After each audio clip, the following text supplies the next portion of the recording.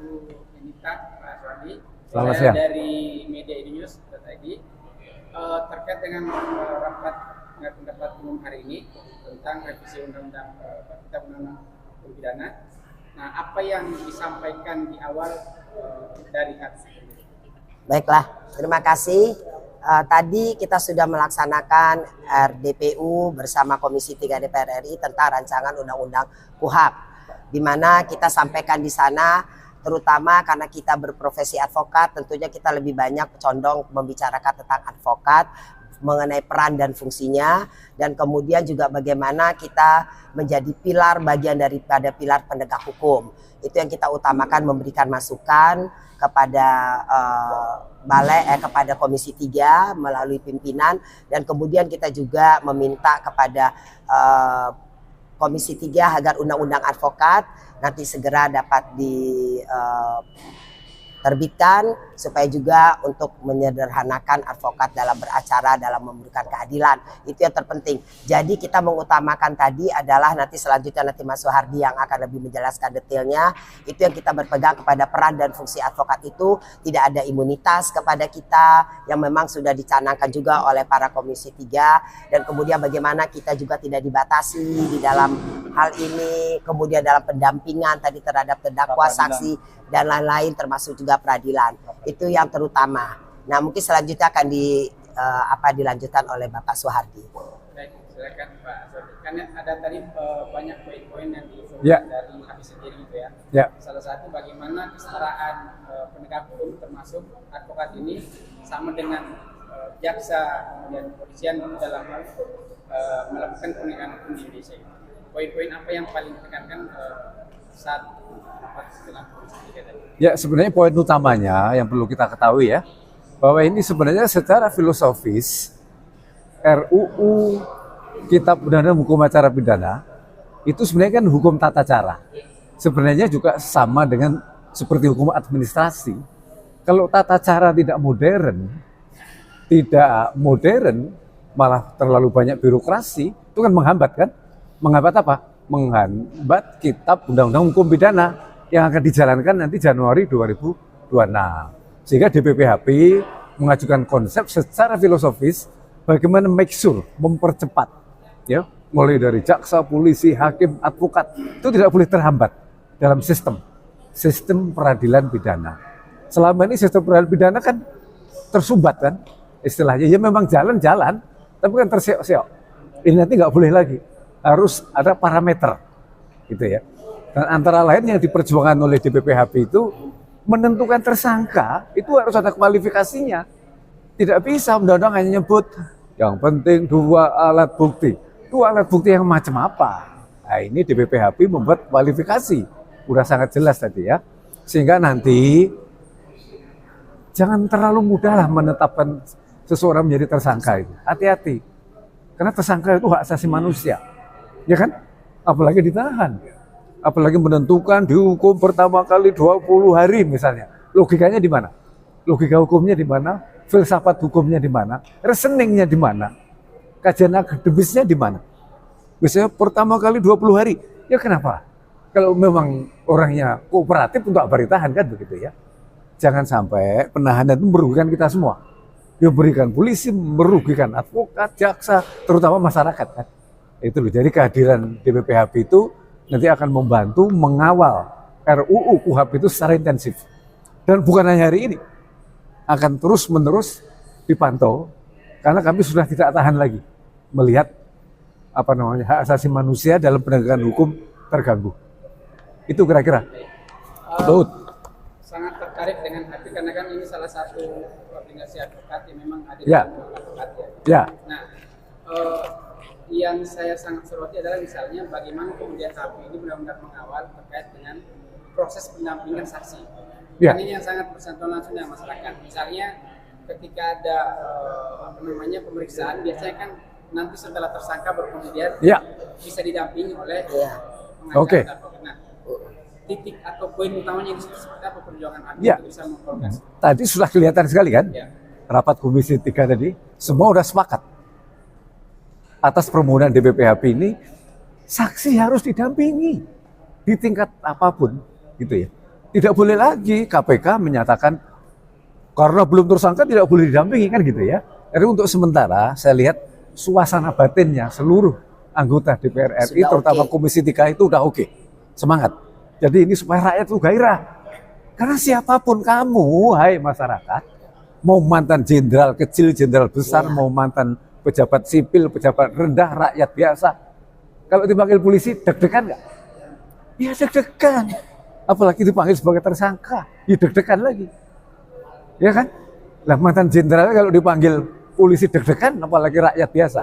Jadi oleh karena itu kehadiran advokat itu strategis sekali dalam hal ini, dalam mengawal Indonesia Maju tahun 2045. Indonesia Emas ya? Indonesia Emas. Emas. Itu kita menuju itu. Nah, yang diperjuangkan HP lagi tadi, yang luar biasa mendapat tanggapan, bahwa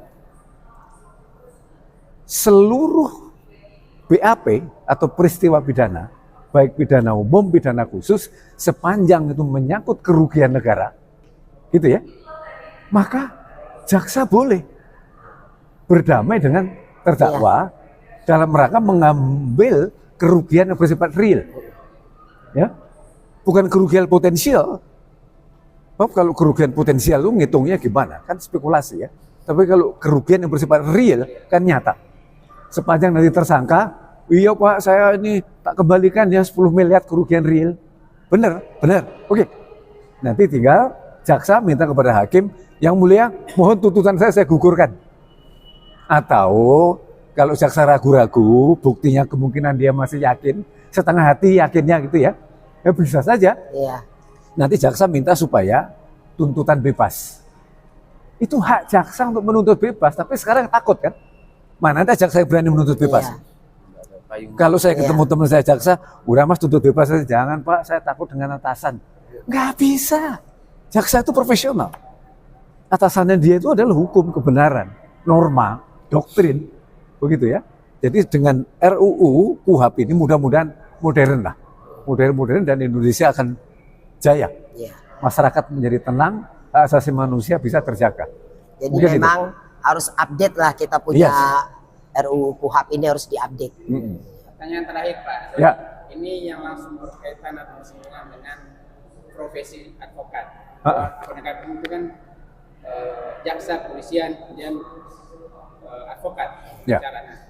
Tadi poin yang kita dapat di rapat itu adalah terkait dengan hak imunitas. Ya. Nah itu bagaimana supaya ini juga bisa benar-benar bisa diloloskan ini, karena banyak kasus yang memang kok seakan-akan dalam tanda kutip ini pengacara diperlakukan dalam hal yang tidak setara dengan penegak hukum lainnya, padahal sama-sama melakukan proses penegakan hukum. Oh, ini keadaan darurat. Hak imunitas itu sebab akibat, gitu loh. Ya. Hak imunitas itu sudah diberikan oleh Undang-Undang Advokat nomor 18 tahun 2003. Plus kode etik.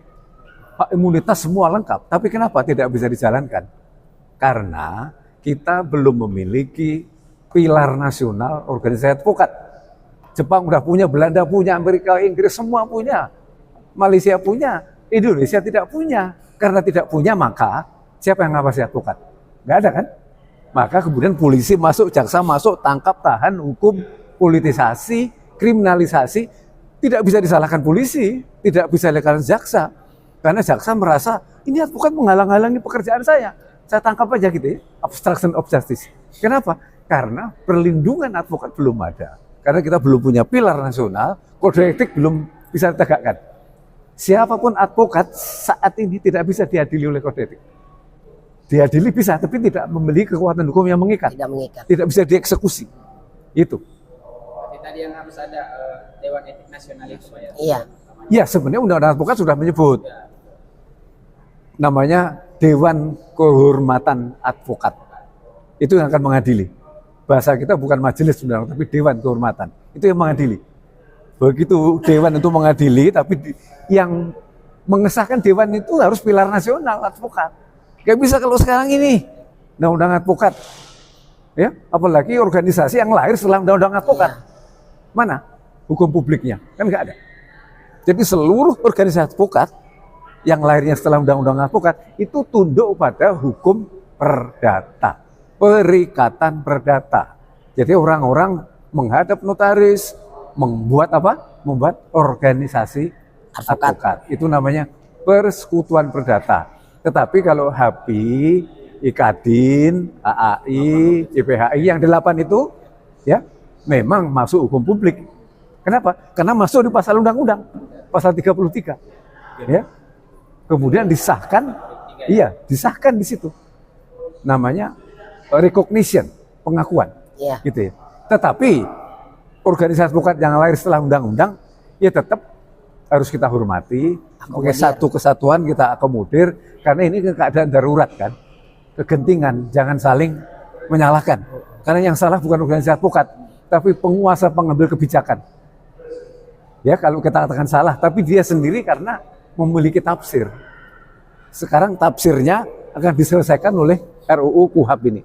Supaya kita tidak terlalu mudah ditangkap, ditahan, dihukum gitu ya. Dan sekarang advokat misalnya mendampingi klien, kemudian klien itu buron narkoba begitu ya. Mendampingi bandar narkoba. Itu jadi tangkap sama polisi. Karena kamu melindungi buron, kamu bersekongkol dengan buron, kan begitu. Ya, kan polisi nggak bisa disalahkan. Jaksa, hakim. Karena apa? Karena belum ada yang mengadili hubungan antara advokat dan klien dalam kaitan dengan kode etik. Belum. Jadi kewenangan pilar nasional tadi sementara diambil alih oleh aparat penegak hukum yang lain. Makanya harus kita lindungi advokat ini melalui RUU KUHP ini. Mungkin dari DPP HAPI ada yang tambahan dari saya. Kami dari DPP HAPI sangat menaruh harapan pada Komisi 3 khususnya kemudian DPR RI periode ini karena mampu menyerap aspirasi seluruh elemen. Pada hari ini Komisi 3 sudah menyerap aspirasi dari kami para advokat. Mudah-mudahan sampai dengan disahkannya RUU KUHP ini, apa yang menjadi aspirasi para senior kami hari ini tidak ada pasal-pasal yang dikurangi.